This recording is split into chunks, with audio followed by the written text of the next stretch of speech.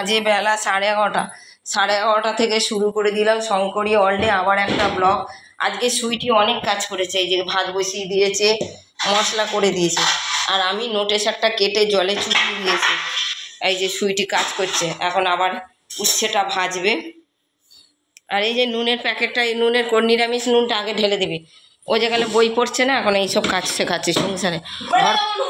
ঘর ফেলে দেবে নুনটা, ঘরকন্নের কাজ শেখাচ্ছে। তাহলে বন্ধুরা চলুন শঙ্করী অল ডে আজকে কী রান্না করে দেখি। করলা কাটা গেছে, গাছের করলা। এই থালা 3টে নিয়ে নিয়ে গেছে, এখানকার থালা সেখানে। ওটা ফটো। সুইটি কি মুখ করছে দেখতে পাচ্ছেন বন্ধুরা। আর মাংসের আলু ভাজছে, করলা ভাজা হয়ে গেছে। কত কাজের মেয়েরা বড় হলে মায়েদের কত হাতের কাজ করে দেয়।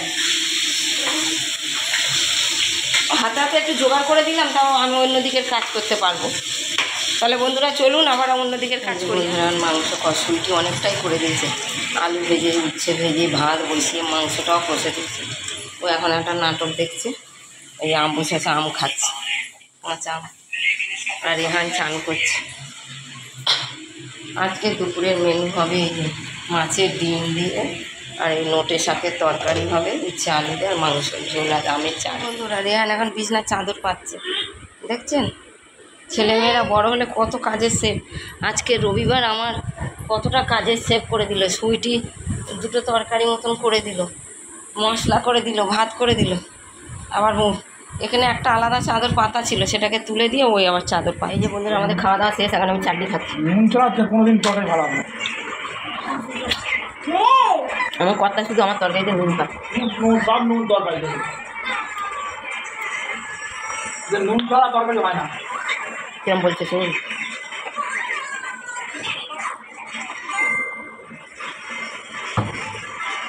এই কোকা, এই মুড়ি কে খাবে? ওঠ ওঠ, ওঠ কেন?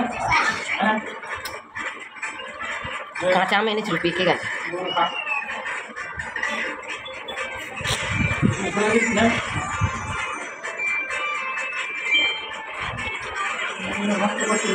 তিনটে বাজে, কখন খাবো কখন কী করবো।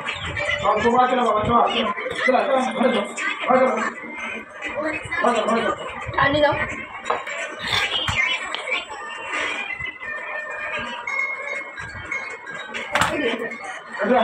ভাতটা চালু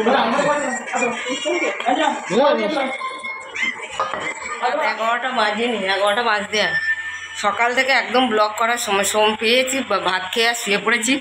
একের পরে এক কাজ ছিল, আর হয়নি ব্লগ করা। সন্ধ্যেবেলা প্রসাদ খেতে চলে গেলাম, সেটাও ব্লগ করা হয়নি। কি প্রসাদ খেলাম তাও ব্লগ করা হয়নি। তাহলে বন্ধুরা গুড নাইট, সিউ।